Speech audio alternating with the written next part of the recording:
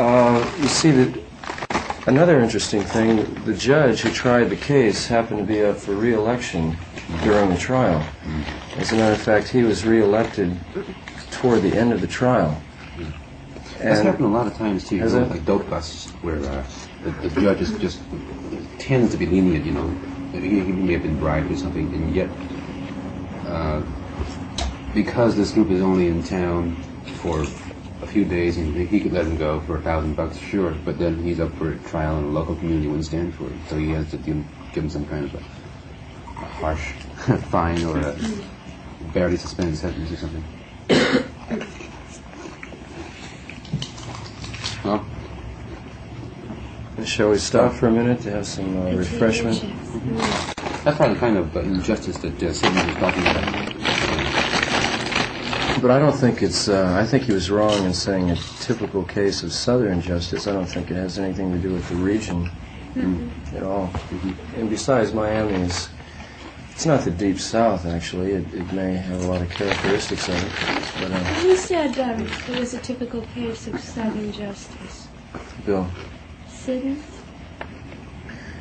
But who knows? Because I've never been in a big trial, like, for example, in L.A. And who knows? It might, well, there's a chance that this whole case would have been thrown out the first day in some other city.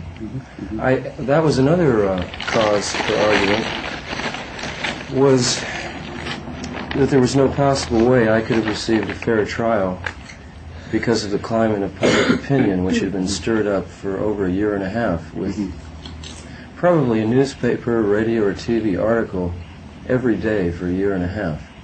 In Miami? Yeah. I mean, we have a... Of course, there were all those decency rallies. Right. Yeah. We have a sheaf of clippings that takes up 2 files from all over the country, but just in Miami alone. There's...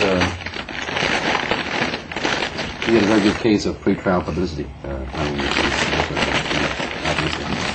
you know, it was one thing I was interested to observe.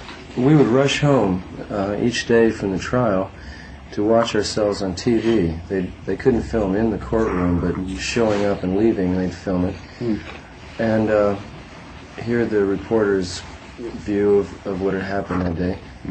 And the first few days, it was kind of the old line policy of kind of what people had been thinking for a year and a half. But as the trial wore on, the reporters themselves, and I guess just talking to me and people involved with the case, the tone of the news articles, not so much, well, even the papers, began to be a little more objective as each day went on. And by the time the issue of the, when I was sentenced and the judge, this was on a Sunday morning, the jury came in with their decision and found me guilty of 2 misdemeanors, the profanity and the exposure, not the public drunkenness or the felony. And he wanted $50,000 in cash that morning. Otherwise, I would have had to go to jail right then. Who? The judge. For what? A bond? Yeah. Well, no, for bail. He wouldn't take a bond because he thought he claimed that I wouldn't come back. You know. But the lawyers pointed out that I'd been back. I'd made about 6 plane trips, and I'd been down there for over 6 weeks, and you know, why was he to think that I wouldn't? And what did he say then? Well, finally, when the sentencing came, he gave a little speech to kind of explain why he'd done that, because he came under a lot of criticism from the local attorneys in town. It was kind of a laughing matter, because they're never. I mean, that probably sets a record in the United States for a bail for a misdemeanor. You know, misdemeanors carrying 6 months in jail at the most. And he wanted $50,000. We finally got up the bond. We talked him into taking a bond. You know. Imagine. Right in the first storm of publicity about that, did you want to go back and attend the decency rallies and that sort of thing? Go in disguise? I read about it. I was in Palm Springs with some friends making this film, Highway. And I read about it in the morning paper. I was really amazed. Seemed like a pretty good phony pop-up all the way, though. You know, they managed to get a few thousand kids in there, but still. I think it was more like 30,000 people. They broke up in riots and stuff. Well, let's say they have a fairly well-to-do community down there that's kind of removed from the rest of the world in a way, and all of a sudden in their midst is springing up this new lifestyle, people with long hair and smoking dope and talking about love and peace and anti-war sentiments and all, and you know, right in their own town. And they would probably, I think this is probably a reaction stemming out of that, you know, fear of something unknown that was happening right in their own city. Right. And yet within about 6 months after your incident, they were allowing concerts by Janis Joplin.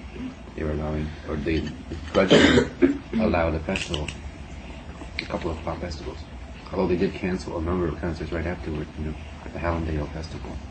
Well, you know, concerts are also revenue for the city, of course. I mean, it's not insignificant either. Oh, sure, but then consider the public relations of the storm that they had created, you know, right after your case.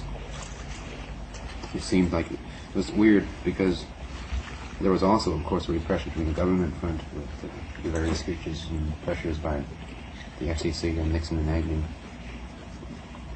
But you know, there are a lot of kids down there that love music, and you know, they can't stop concerts. You know, there would have been riots then, you know, if there had been a blackout on music.